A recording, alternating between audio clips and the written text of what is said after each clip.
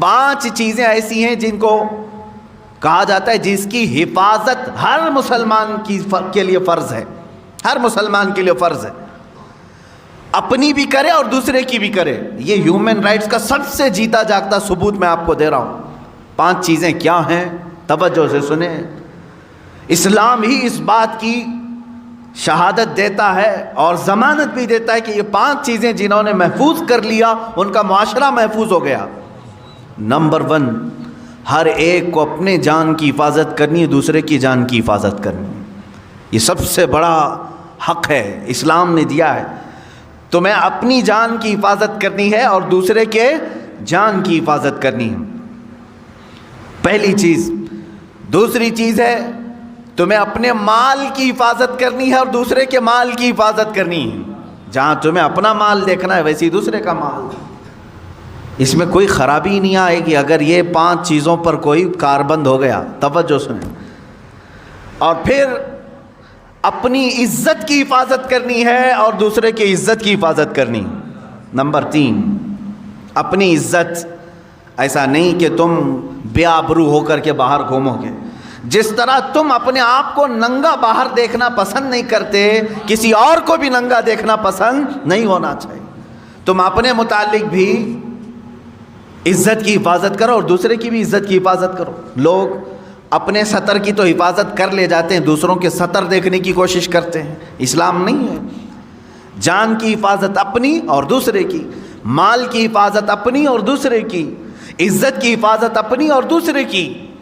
3 چیزیں ہو گئی۔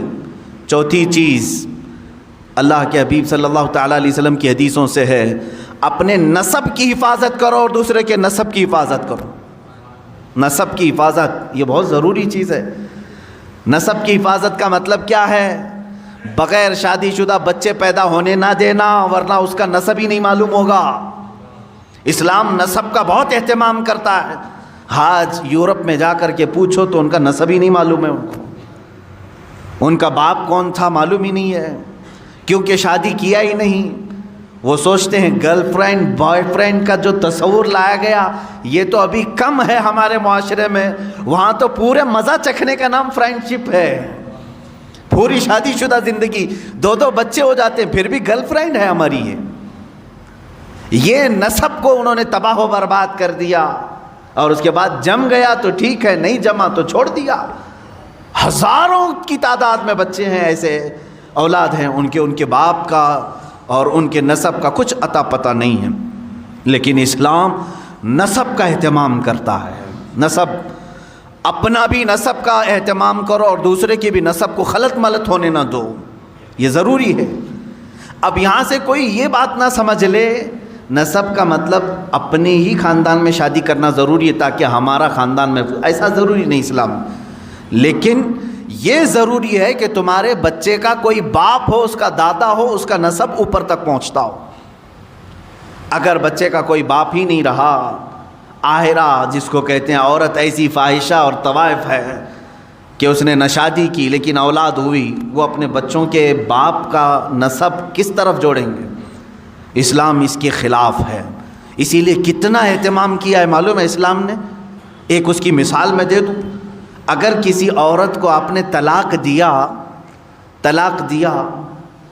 تو اسلام کہتا ہے وہ دوسرے سے نکاح کر سکتی ہے، لیکن تھوڑے دن اس کو ٹھہرنا فرض ہے۔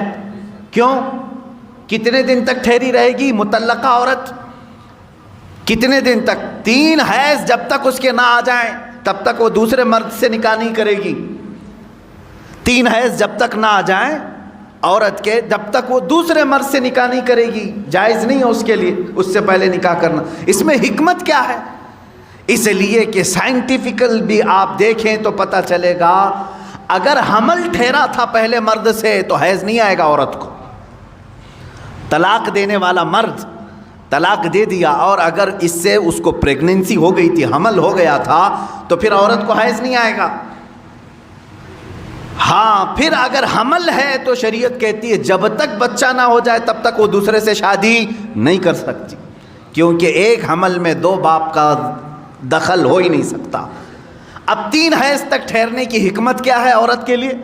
کہا گیا جب 3 بار عورت کا حیض آ جائے تو یہ اسپشٹ ہو جاتا ہے، یہ پورا فائنل ہو جاتا ہے کہ اب اس کے پیٹ میں پہلے والے مرد کا کوئی نطفہ باقی نہیں ہے، اس کا حمل نہیں ہے۔ اب اسلام کہتا ہے دوسرے سے بھی تو نکاح کر لے، اسی لیے کہ اسلام چاہتا ہے کہ آنے والا بچہ اپنے دو باپ نہ سمجھے، اس کا نسب محفوظ رہے، اس کا نسب محفوظ رہے۔ باقی دوسری جگہ جا کر کے دیکھے، ایک کو طلاق دے دیا، وہ دوسرے ہی دن جا کے شادی بھی کر سکتی ہے۔ بہت سارے معاملات، یہ عدت کے معاملات اسلام میں ہیں، دوسرے لا کر کے ہمیں دکھائے ہیں۔ یا تو کچھ مذاہب میں ایسا ہے کہ اسے دوبارہ شادی کرنے کی اجازت ہی نہیں ہے، اور کچھ جگہ ہے تو ایسے کہ ادھر طلاق دیا ادھر نکاح کر لیا۔ اسلام درمیانی راستے کا نام ہے، نسب کا اہتمام کیا۔ میں نے 4 چیزیں سنائی، پھر سے میں عرض کر رہا ہوں آپ کے پاس، اللہ کے حبیب صلی اللہ علیہ وسلم کے فرامین کے مطابق، اللہ کے حبیب صلی اللہ تعالیٰ علیہ وسلم کی حدیث کی روشنی میں ہر مسلمان کو چاہیے کہ وہ اپنے جان کی حفاظت کرے اور دوسرے کے جان کی حفاظت کرے۔ ہر مسلمان کو چاہیے کہ وہ اپنے مال کی حفاظت کرے، ویسے ہی دوسرے کے مال کی حفاظت کرے۔ ہر مسلمان کو چاہیے کہ وہ اپنے عزت کی حفاظت کرے، ویسے ہی دوسرے کی عزت کی حفاظت کرے۔ نمبر 4، ہر مسلمان کو چاہیے کہ وہ اپنے نسب کا اہتمام کرے، اسی طرح دوسرے کے نسب کا بھی اہتمام کرے، خیال کرے۔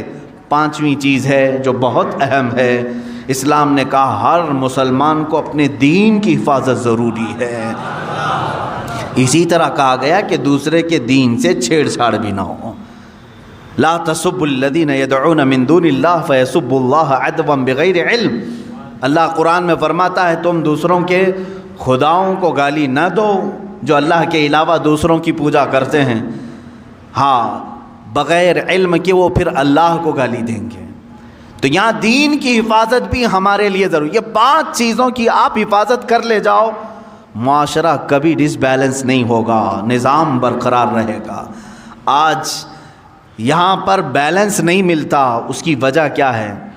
یا تو آپ اپنی جان کی حفاظت کر رہے ہیں اور دوسرے کی جان کے پیچھے پڑے ہوئے ہیں، آپ اس کو اہمیت نہیں دیتے، یا آپ اپنی عزت کی فکر میں ہیں، دوسرے کی عزت جائے کہیں پر، تو یہ ڈس بیلنس تو آنا ہی ہے، یہاں آنا ہی ہے۔ سیدنا عمر فاروق رضی اللہ تعالیٰ عنہ کو دیکھیں، عزت کی حفاظت ہر مسلمان کے لیے ضروری ہے، تو اس کے لیے آپ نے کیا فرمایا؟ ایک بار غسان کا ایک بادشاہ آیا، اسلام قبول کیا، اس کے ساتھ اس کی فوج بھی تھی، اسلام قبول کر لی۔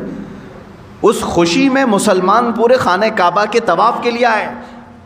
طواف کے دوران اس بادشاہ کی لنگی پر ایک مسلمان کا پیر پڑ گیا، لنگی کھلی، تہبند کھلی، تھوڑی سی اسے شرمندگی ہو گئی۔ بادشاہ وقت تھا، لیکن طواف کے وقت کہاں بادشاہ، کہاں غریب، کہاں فقیر ہو گیا۔ لیکن اس کے بدلے میں اس نے پلٹ کر کے اس مسلمان کو مارنا شروع کر دیا، بہت مارا، زخمی کر دیا۔ اب ظاہر سی بات ہے جان بوجھ کر کے تو اس کی لنگی کھینچی نہیں تھی اس مسلمان نے، اس کی تہبند پکڑ کر کھولا تو نہیں تھا، پڑ گیا پیر۔ سیدنا عمر فاروق رضی اللہ تعالیٰ عنہ کی بارگاہ عدالت میں یہ مسلمان نے مقدمہ کر دیا، کہا حضور یہ جو غسانی بادشاہ ہے، جبلہ بن احم اس کا نام تھا، اس کے تہبند پر میرا پیر پڑھا، غلطی سے ہوا، لیکن اس نے مجھے اس غلطی سے کئی زیادہ مارا ہے، زد و کوب کیا ہے، مجھے زخمی کر دیا ہے۔ سیدنا عمر فاروق رضی اللہ تعالیٰ عنہ نے اس مقدمے کو سننے کے بعد سیدھے بادشاہ کو اپنی عدالت میں طلب کیا، کہا بادشاہ آ جاؤ۔ جب وہ آیا تو کل تک تو بڑا اعزاز و اکرام تھا حضرت عمر فاروق کے ساتھ، تو وہ آپ کے بغل میں بیٹھنے آیا تو آپ نے کہا نہیں، وہاں کٹہرے میں کھڑا رہو جہاں مسلمان کھڑا ہے، اس لیے کہ آج تم ملزم کے الزام ہے تمہارے اوپر، تم بادشاہ ہوں گے اپنے زمانے کے، لیکن آج تمہارے اوپر الزام ہے، تمہیں وہیں کھڑا ہونا ہے جس نے الزام لگایا ہے۔ تو جب یہ بات ثابت ہوئی، بادشاہ نے کہا ہاں میں نے مارا، ظاہر سی بات ہے طواف کے دوران اس نے میری تہبند پر پیر رکھا، میری بے عزتی ہو گئی، میری بے عزتی ہو گئی، اس کے لیے میں نے مارا۔ حضرت عمر فاروق رضی اللہ تعالیٰ عنہ نے فرمایا اسلام صرف اپنی بے عزتی پر مارنے کا حکم نہیں دیتا، تجھے یہ بھی دیکھنا چاہیے تھا کہ سامنے والے کی تو نے کتنی بے عزتی کی، جس کا پیر پڑا اس کو مار کر کے تو نے کتنی بے عزتی کی۔ اسلام میں سب کی عزت برابر ہے، سب کی عزت برابر ہے۔ حکم دیا حضرت عمر فاروق رضی اللہ تعالیٰ عنہ نے، غلطی کی سزا 1 تھپڑ 2 تھپڑ ہو جاتی. اس نے جو زیادہ تجھ پر مارا ہے اتنا بدلہ تو اس کے ساتھ لے لے. فیصلہ ہو گیا. مسلمان کو کہا گیا تو اس بادشاہ کو ویسے ہی مار جیسے تجھے اس نے مارا ہے. اس نے کہا کیا ایسی بھی کوئی فیصلہ ہوتا ہے, ایسی عدالت ہوتی ہے بادشاہ کے ساتھ ایک عام آدمی کو مارنے کا حکم دے رہے ہیں آپ؟ کہا ہاں یہ عدالت مصطفیٰ ہے, یہاں ہر ایک کے حقوق برابر ہیں. وہ عدالت مصطفیٰ جہاں خود میرے آقا صلی اللہ علیہ وسلم فرماتے ہیں اگر میری بیٹی سے بھی کوئی چیز ثابت صادر ہو جائے میں اس کے بھی ہاتھ کاٹوں گا. اللہ کے نبی صلی اللہ تعالیٰ علیہ وسلم نے فرمایا یہ عدالت مصطفیٰ ہے. حقوق انسانی اس کو کہتے ہیں میرے عزیزو, ہیومن رائٹس اس کو کہا جاتا ہے. بادشاہ نے کہا مجھے مہلت دو, کل آپ کی عدالت میں آ کر کے میں یہ سزا قبول کر لوں گا. لیکن اسی رات کو غائب ہو گیا, اسلام بھی چھوڑا, مرتد ہو کر چلا گیا. بعض لوگ جو اپنے آپ کو روشن خیال کہتے ہیں اس زمانے میں یہی کہتے ہوں گے اگر معاف کر دیتے تو وہ اسلام میں تو رہ جاتا, اس کا دل بنا رہتا. حضرت عمر فاروق رضی اللہ تعالیٰ عنہ کے زمانے میں کچھ لوگوں نے کہا, لیکن وہ ماڈرن خیال کے نہیں تھے, لیکن انہوں نے کہا کچھ رعایت آپ کر جاتے وہ اور اس کی فوج رہ جاتی. حضرت عمر فاروق رضی اللہ تعالیٰ عنہ نے فرمایا اللہ کریم ہے, اس طرح کے 1000 بادشاہ اسلام میں لائے گا, کسی ایک کے جانے سے مجھے کچھ فرق نہیں پڑتا. فرق تو یہ ہوتا کہ اگر آج میں نے اس کے ساتھ الگ فیصلہ کیا ہوتا, صبح قیامت تک آنے والی قومیں بادشاہوں کے ساتھ الگ انصاف کرتی, غریبوں کے ساتھ الگ کرتی. یہ ہیومن رائٹس ہے جہاں سے بالکل کوئی ایک قطرہ بھی کسی کا ناانصافی سے استعمال نہ کیا جائے. عزیزان گرامی, یہ معاشرہ جو آج ہمارا نظام, ہماری جو سوسائٹی ڈس بیلنس ہے, اس کی وجہ یہ ہے یا تو آپ اپنی جان کی حفاظت کر رہے ہیں لیکن دوسرے کی جان کی پرواہ نہیں ہے. آپ اپنی عزت کی فکر کر رہے ہیں, دوسرے کی عزت کی فکر نہیں. ہمارے لیے سب کی عزت برابر ہو.